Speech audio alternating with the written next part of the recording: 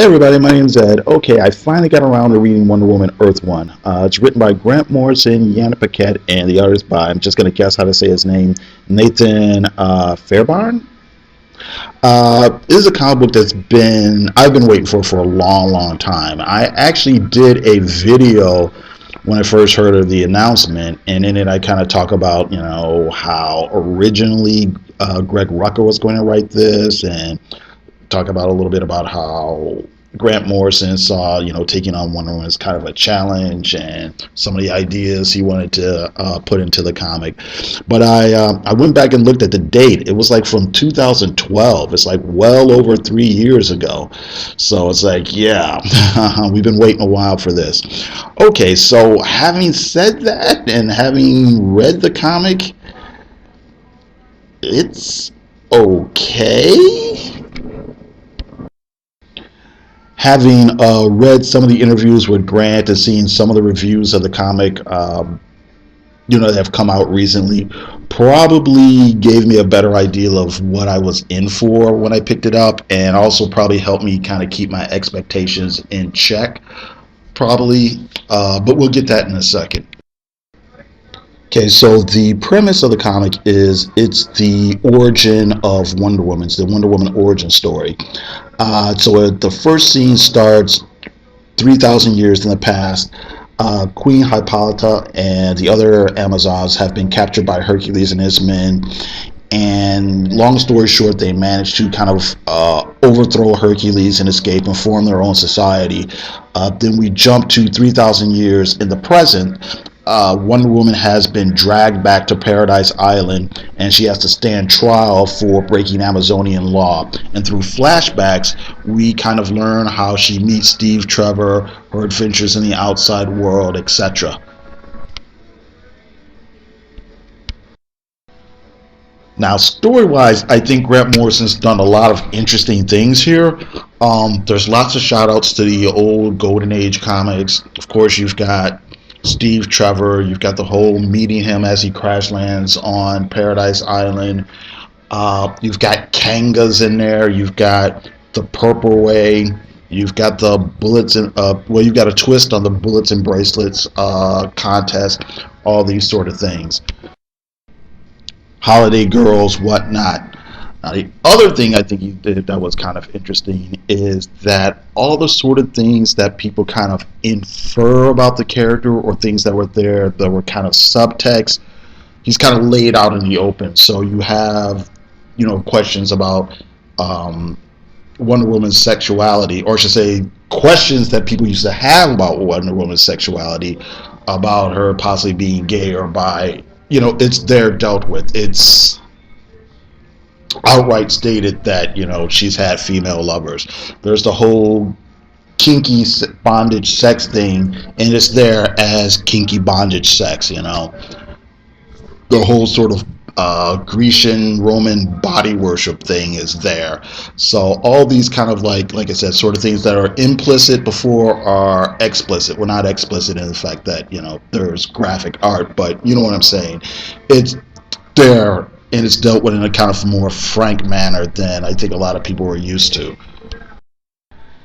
Having said that, just on a scripting level, I think he had lots of interesting ideas going on, but he didn't quite pull them all off in a compelling story. I think once they leave Paradise Island, things just sort of kind of happen just because they have to happen in a Wonder Woman origin story.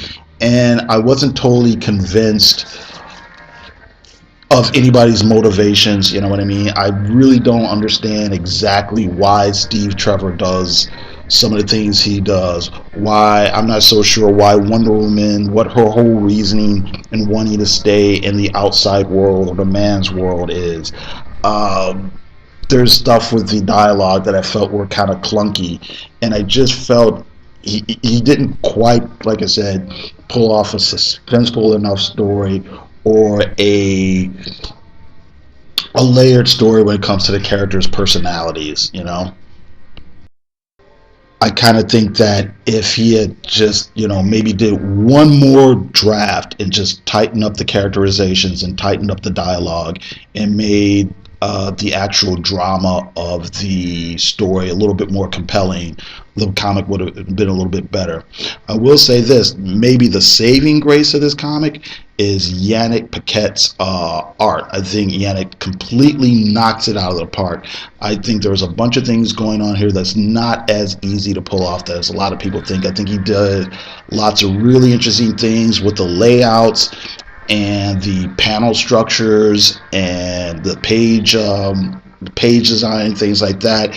I think you had a really interesting thing going on with doing lots of glamour art at the same time not making it seem like it's exploitative. And I think this is probably it's a subjective thing. It's a probably different line that people would draw between cheesecake and porn and burlesque and all these sort of things. But like I said, I think he was able to draw, Wonder Woman and all the other Amazons in this, idealized way, glamorized way, without making it seem like I said, making it seem too sleazy or porny or whatever. I think it's really interesting that when we get to the real world, or not the real world, but the outside world, there's, lots of random females there. And, nobody's necessarily ugly drawn, but they're drawn in a more realistic way. And I thought that was interesting. And I think I mentioned before, the Wonder Woman character herself kind of remarks on it. She actually kind of remarks on it in kind of a negative way, which was kind of weird. But on the other hand, you kind of get it seen as this type of society that the character is actually used to. I thought a lot of the designs on Paradise Island were really interesting. There's lots of things that suggest flowers and feathers and plants, and lots of the technology has soft curvy lines and things like that. I'm sure that's all on purpose. There's interesting little background details. There's a big party or celebration, and interesting things are going on, like I said, in the background of the panels. And we're back to the kind of kinky sex games and stuff like that. There's one thing where somebody's wearing something that looks really close to Donna Troy's old Silver Age Wonder Girl costume. So Yannick really brought his A game, and his visuals really kick the comic up to another level, kicks the quality level up to another notch or two. Oh, another thing I wanted to bring up, I probably should have brought it up earlier when I was talking about Grant Morrison's script, but there's a scene in there where Wonder Woman is facing off against some soldiers, and she says something to the effect of like, "Oh, are these men? You look more like girls. Unbearded and soft. Your faces look like they were made for kissing, not killing." And I just thought that was just such a weird, not inappropriate, but uncharacteristic thing for, any version of Wonder Woman to say. A character that's, lived in a matriarchal society where femininity is prized wouldn't compare somebody to a girl and think that was an insult. I think that was just another example of where, like I said, Grant should have sharpened up that script a little bit. Having said that, the more I think about it, the more I think, for whatever modernizations or twists or out of continuity stories, they're doing, it's still kind of a modern, or it's still kind of a mainstream, Wonder Woman story, you know what I mean? And Grant might have had certain limits of how far he can actually push things. Having said that, it kind of made me think of a couple other comics that are sort of kind of Wonder Woman archetypes that, people might find interesting. First thing I was thinking about is Glory, which was originally Rob Liefeld's kind of rip-off character, Wonder Woman rip-off character. And I didn't read the stuff that he did, and some other artists did. I didn't read that the original run, but Alan Moore did two really interesting issues that I really wish he could have taken a little bit further. It looks like he was going to do with Wonder Woman what he did with Supreme, and really make it a real Silver Age homage. There are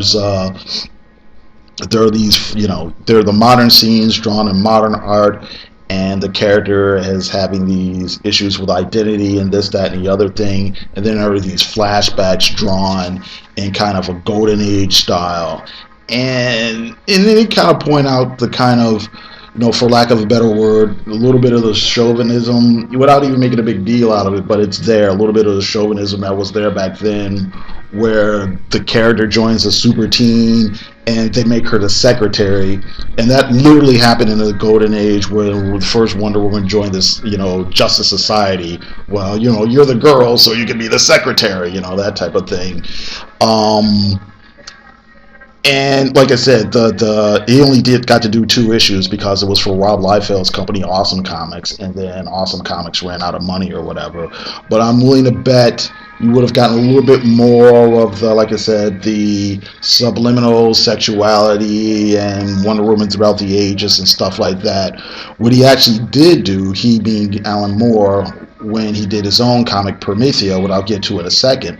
But I also wanted to bring up the Glory comic that came out a few years ago from Image by Russ Campbell. Russ Campbell now goes by the name of Sophie Campbell, but you got a different take again on the whole kind of Wonder Woman archetype, where Russ deliberately drew the character with giant muscles, looking like a female bodybuilder or whatever, but at the same time bringing a certain sort of softness to the character. It's hard for me to explain, but just this drawing line still try to make it kind of sensual without being that typical sort of, supermodel look, you know what I mean? And within that comic, there were other female characters that didn't look like that at all. That looked, there was a teenage character who was cute and sweet. You had a normal woman who just looked like some average woman or whatever.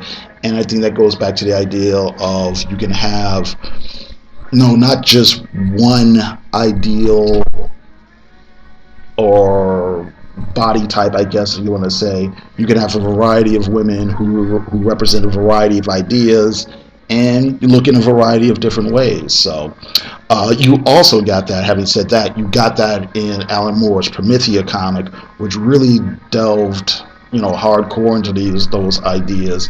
Like I said, not just this oh, excuse me, I'm sorry, not just this one type of female archetype, but a variety. There's the idea that Promethea is reborn every generation. So you have the one Promethea who looks like a typical superhero. You have another Promethea who looks a little dowdy. She's kind of thick. Then you have another who's dark and mysterious. Then you have hipster Promethea, and you have these different interpretations of this character that, like I said, represented these different types of females and women personalities and things like that. There's an ideal of the heroic female, how that archetype's changed or was represented differently in different times throughout, modern history. The healer, the woman warrior, the different types of woman warriors you've had. And then, of course, it being Alan Moore, it goes off into this whole other thing. At one point, it gets all deep into like the occult, and there's sex magic and all this type of thing. But I guess that's kind of bringing it back to my original appointment. I guess that's maybe the type of radicalism that maybe DC didn't really want in an actual Wonder Woman comic. So, but okay, that's it. That's pretty much what I think. Thought the comic book was, didn't knock my socks off. It was okay. I think story-wise, lots of really interesting ideas, but the script, kind of faltered at points. But the art, more than made up for it. The art is just, A+. All right, so that's it. I got to thank you very much for your time, and you all have a great day.